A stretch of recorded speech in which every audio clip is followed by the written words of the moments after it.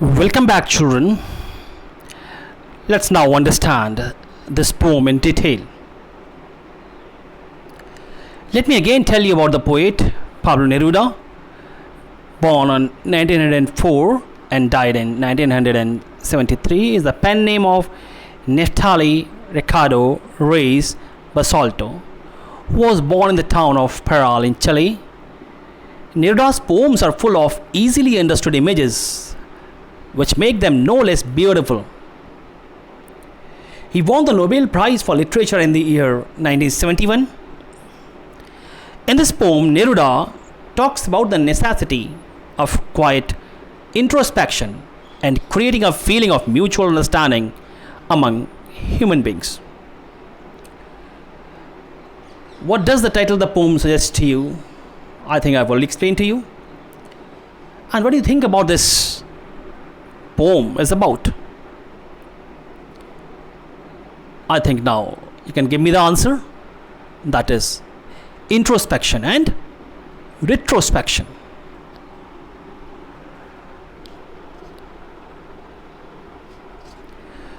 So let's begin with the first stanza. Now we will count to 12 and we will all keep still. For once on the face of the earth, let's not speak in any language. Let's stop for 1 second and not move our arms so much. So, the poet wants us that we should count to 12 and we must stand still. Silence without any kind of movement. For once on the face of the earth, let's not speak any language. Because as I told you, language creates barriers. The poet says, let's stop for 1 second and not move our arms so much. Counting up to 12, children, I have already explained in the summary. 12 here signifies the hands of clock or time, and maybe zodiac signs also, which are also 12. The poet wants that we must keep still. You know, whatever I have assessed, I think the poet is very clever. This silence here signifies no war, no fightings, nothings. And 12, if I go by the clock hands, 12 hours. Okay? And then 24 hours. And then 1 day, 1 month, 12 months throughout here. So, children, what I believe is that very cleverly the poet has asked us to not raise wars, fightings, chemical wars, weapons, killings throughout the year, every time, and we must be still. So the poet asks us that just for a while, don't speak any language.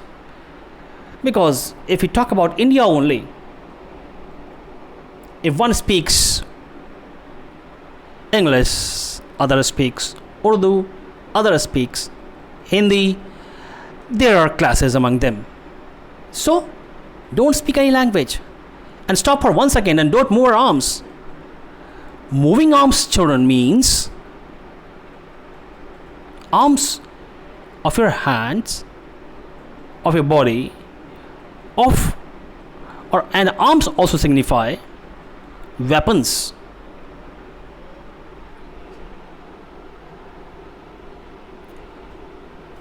So this was the first stanza. Let's study about the literary devices of first stanza.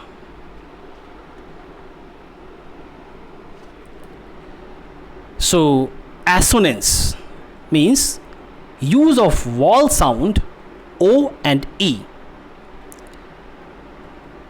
So the line you remember, now we'll count to 12 and not move our arms so much. Here there is use of O and E vowel, so it is the use of assonance. Children, literary devices means figure of speech. Anaphora, 2 consecutive lines starting with the word let's. Let's not speak in any language. Let's stop for 1 second.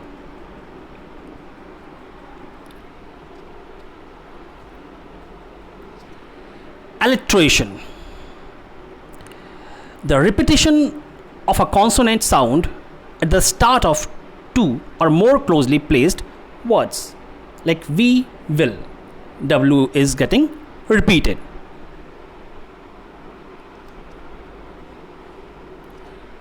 Now children, let's move on to the second stanza.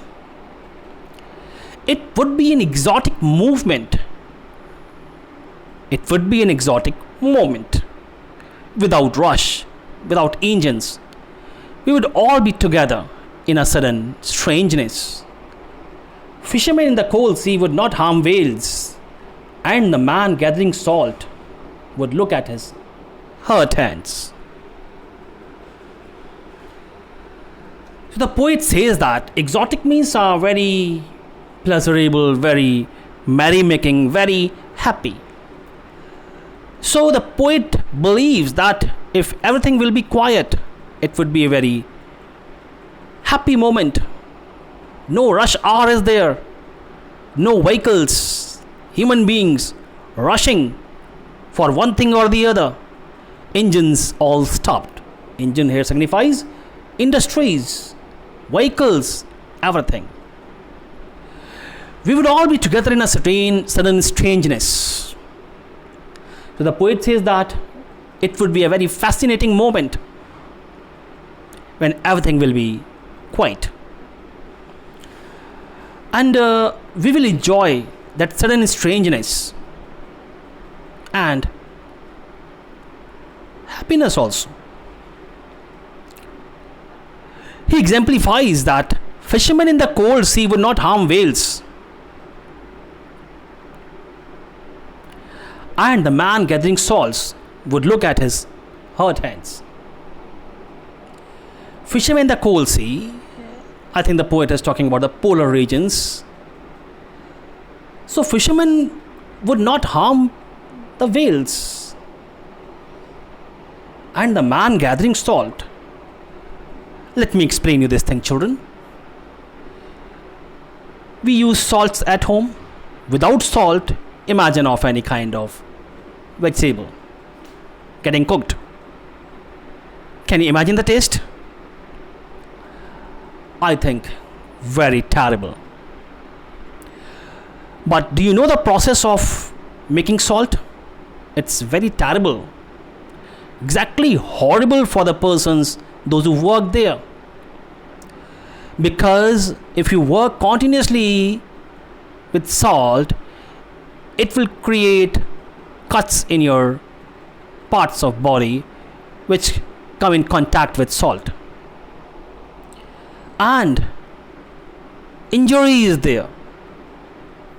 So the poet is saying that the man who is gathering salt will be able to introspect, will be able to look back at his hurt hands. Otherwise he is busy earning the money for his family.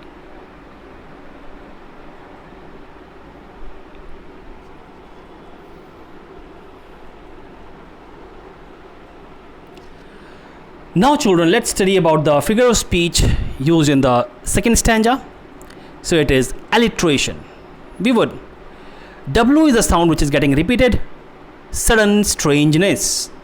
S sound is getting repeated. His hurt hands.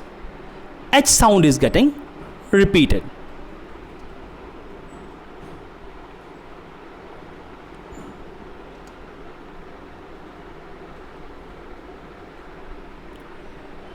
Now children, let's study about the third stanza. Those who prepare green wars, wars with gas, wars with fire, victory with no survivors, would put on clean clothes and walk about with their brothers in the shade, doing nothing. Actually, what I want should not be confused with total inactivity. Children, this stanza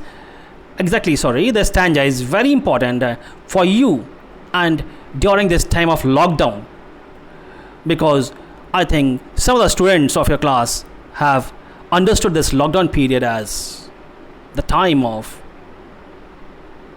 total inactivity. So poet has given explanation about that thing also. So the poet says that what I want should not be confused with total inactivity. Life is what it is about. I want no truck with death.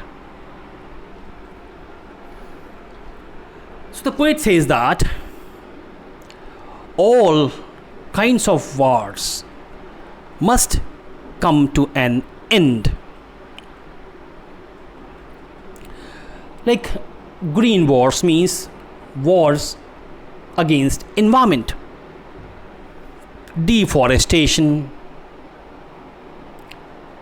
and cutting down of forests, that is termed green wars. Wars with gases means poisonous gases, chemical gases, and wars with fire means firearms, guns, tanks, missiles, which leads to victory. Yes, definitely victory is there of one side, but I think you know the result of years old war named Mahabharata. So what was left behind after Mahabharata? No survivors. So the poet says that instead of fighting wars and waging wars, the human beings would put on clean clothes and they walk about with their brothers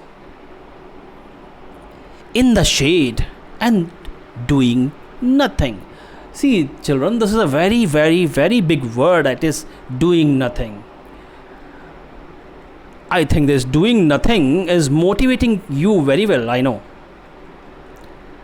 But don't get confused. This doing nothing means doing no kind of wrong activity, doing no kind of destructive activity. Next, poet explained that what I want should not be confused with total inactivity. So the poet says that if I'm saying that keep quiet, don't move, but it doesn't mean that you become inactive. Life is what it is about. I want no truck with death. So the poet says that life is fine, what it is, but his ultimate requirement is that I don't want death. No truck with death. Imagine children, when wars are waged, how do our soldiers come back? Those are not alive. I think in army trucks with tricolor around their body, around their coffin.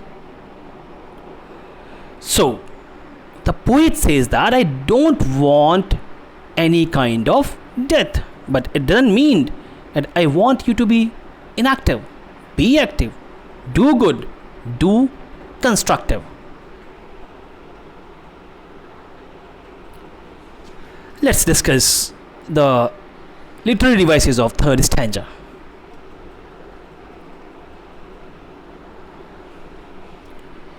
Alliteration. Wars with. W sound is repeated.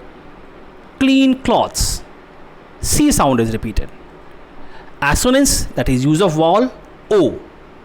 Victory with no survivors would put on clean cloths and walk about with their brothers.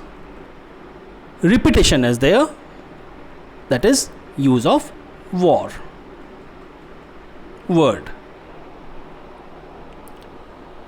So children, that's all in this part. The last part is continued in the third video.